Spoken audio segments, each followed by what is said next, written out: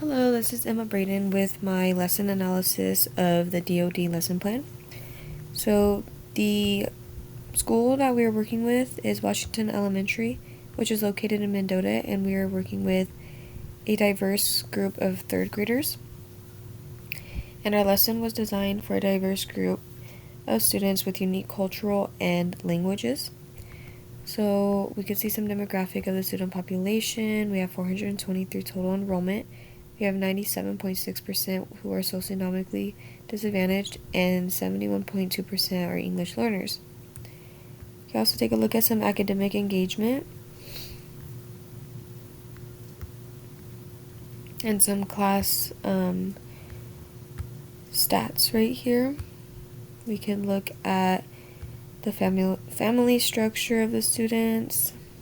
We can take a look at gender. We could take a look at race and ethnicity, the language of our 24 total students in our class.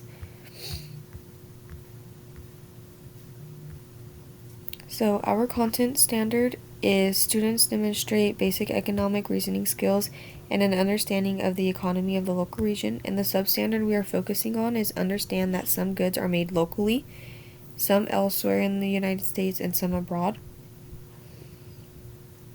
So for our pedagogy, we focus on hands-on and collaborative learning in the classroom. So we're going to start an engage open. Our students are going to be playing What's in My Backpack game, where students will be asked questions on where they think certain items such as a pencil, a snack, or little things like that they think might come from. And students are asked to answer out loud, let teacher B or C or A know their response quietly if they're a little nervous to speak out.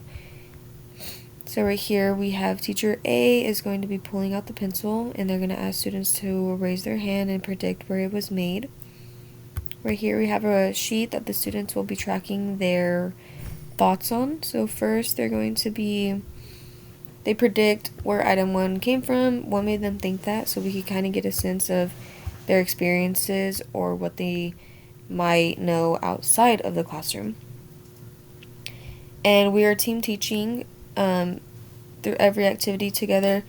Each teacher has a chance to be like the leader at one point while the other teachers support.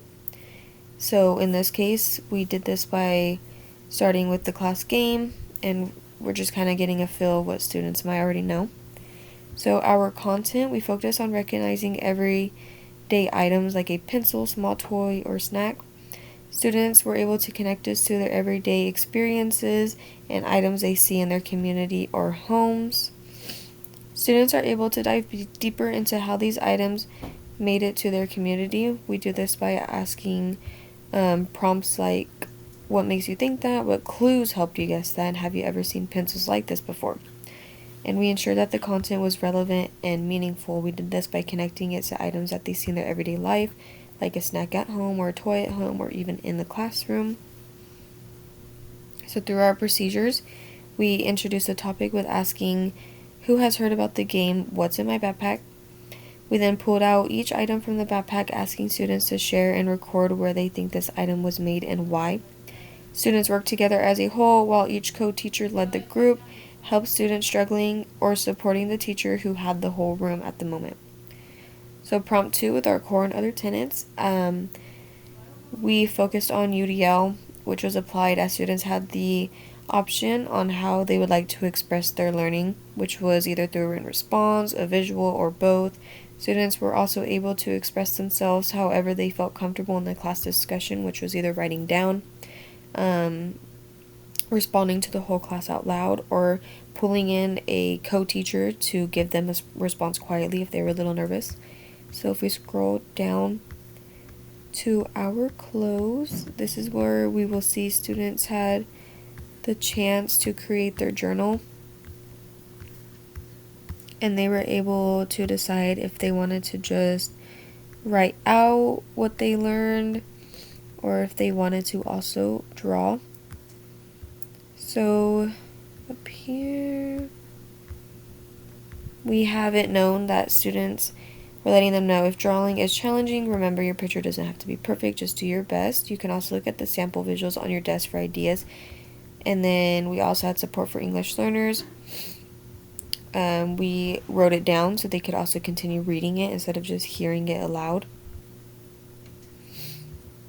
See right here, if English is your second language, reading the question might be easier than hearing it. You can copy the question onto the journal if that helps you. They will also be allowed to ask questions if needed. Students were given verbal explanation and visuals while going through each activity, which was tied into the body portion of the lesson.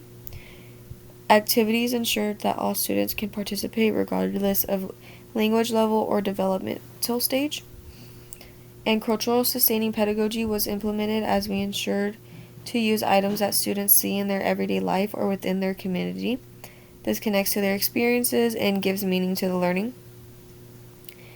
Prompt 3, assessment analysis. Throughout the lesson, we observed and asked questions to check for understanding and see where the students need help. This was our formative assessment.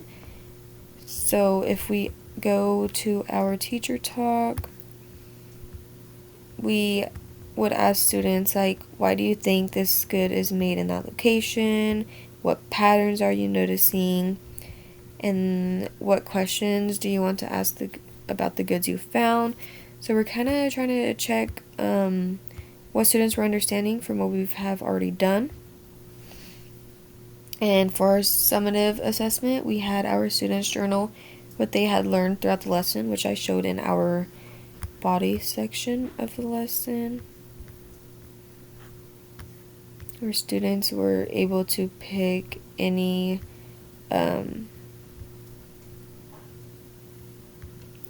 object that they want to, and they review it and basically let us know what they learned about why certain things like a pencil are made near them, far away, or all the way abroad. See how they connected it to their own experiences in their outside world. So along the content standards, students were able to understand why sometimes goods are made locally, abroad, or internationally, such as pencils, shirts, and snacks. And we connected to the learning objectives. Students will be able to identify 4 out of 5 items through a blog journal. They may also include diagrams and outlines of their thinking. Both formative and summative assessments connect to our learning objective, as throughout the lesson, we ensure every student was understanding in order for them to be able to complete the journal by the end. So looking at our metacognitive reflection statements, we can scroll up to the top. We have one right here where my partner Haley says, I think that using attention grabbers like class, yes, yes are great ways to keep students focused. And we implemented that right here whenever we started our practice, saying if you can hear me clap once, if you could hear me clap twice, allowing the students to now move their attention to the teachers. We can also, Haley again, I think that these tools and materials are significant for our activity. I do not know if we should add more. So she's talking about our equipment, our vocabulary, our world map and US map, our chart paper, digital tools, things like that.